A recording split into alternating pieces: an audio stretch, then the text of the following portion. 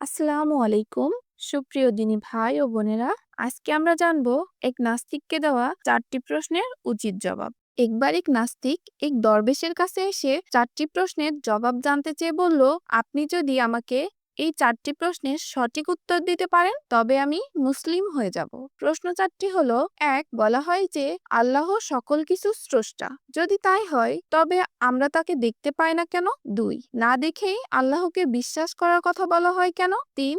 ইবলিস তথা জিন জাতি আগুনের তৈরি, সুতরাং ওরা জাহান্নামে আগুনে কিভাবে পুড়বে, অর্থাৎ আগুনকে আগুন দিয়ে কিভাবে পোড়ানো যাবে? 4. বলা হয় যে আল্লাহর ইচ্ছা ছাড়া কিছুই হয় না, তাই যদি হয় তবে মানুষ তার কৃতকর্মের জন্য শাস্তি পাবে কেন?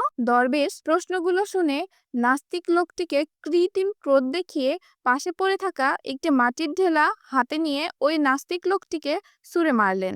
এতে লোকটির মাথায় আঘাত লেগে ফেটে গেল। তখন দরবেশ বলল, এ হচ্ছে তোমার 4টি প্রশ্নের জবাব। তারপর মাটির ঢেলার আঘাতে আহত নাস্তিক লোকটি আদালতে গিয়ে কাজীর দরবারে দরবেশের বিরুদ্ধে মামলা দায়ের করলো। কাজী ওই নাস্তিকের বিবরণ শুনে দরবেশকে জিজ্ঞেস করলো, আপনি ওই ব্যক্তিকে প্রশ্নের জবাব না দিয়ে এভাবে মারলেন কেন? উত্তরে দরবেশ বললেন, এ হচ্ছে তার 4টি প্রশ্নের সঠিক জবাব। এর দ্বারা তাকে আহত করা আমার কোনো উদ্দেশ্য ছিল না।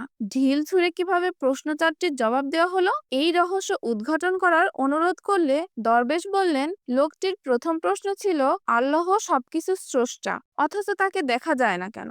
জবাব: ঢিলের আঘাতে ওই ব্যক্তির ব্যথা পাওয়ার কথা বলছে, এর অস্বস্তি কোথায়? ব্যথা যদি অস্বস্তি থেকেই থাকে তবে তা দেখা যায় না কেন? ব্যথা বিদ্যমান থাকা সত্ত্বেও যেমন তার চোখে দেখা যায় না, তেমনি আল্লাহর অস্তিত্বশীল হওয়া সত্ত্বেও তাকে চোখে দেখা যায় না। আর দ্বিতীয় প্রশ্ন ছিল, আল্লাহকে না দেখে বিশ্বাস করব কেন? চোখে না দেখে যদি ব্যথার কথা বিশ্বাস করা যায় তবে আল্লাহকে না দেখে বিশ্বাস করতে অসুবিধা কোথায়? তার তৃতীয় প্রশ্ন ছিল, শয়তান ও জিন আগুনের তৈরি হয়েও জাহান্নামে আগুনে পুড়বে কিভাবে? উত্তর: মানুষ ও মাটির তৈরি। মাটির তৈরি মানুষকে যদি ঢিলের আঘাতে ব্যথা দেওয়া যায় তবে আগুনের তৈরি জিনকে আগুনে পোড়ানো যাবে না কেন? তার চতুর্থ প্রশ্ন ছিল, আল্লাহর ইচ্ছা ছাড়া কোনো কিছুই ঘটে না, তাহলে মানুষের কৃতকর্মের জন্য মানুষকে শাস্তি দেওয়া হবে কেন? উত্তর: আল্লাহর ইচ্ছায় যখন সবকিছু হয় তবে ঢিল ছোড়া, তার গায়ে আঘাত লাগা, রক্তপাত ও ব্যথা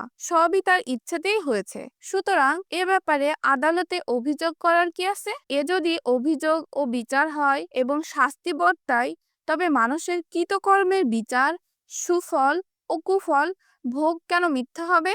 দরবেশের এই অভিনব জবাব শুনে নাস্তিক লোকটি হতভম্ব হয়ে গেল এবং ইসলাম ধর্ম গ্রহণ করলো।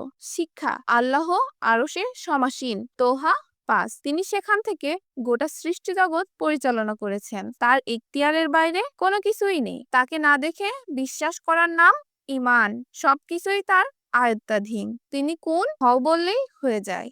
তিনি অসীম সর্বময় ক্ষমতার অধিকারী, সসীম ও অপূর্ণ জ্ঞান দিয়ে তার সৃষ্টির বিশালত্বকে আয়ত্ত করতে যায় বলেই নাস্তিকরা বিভ্রান্ত হয়।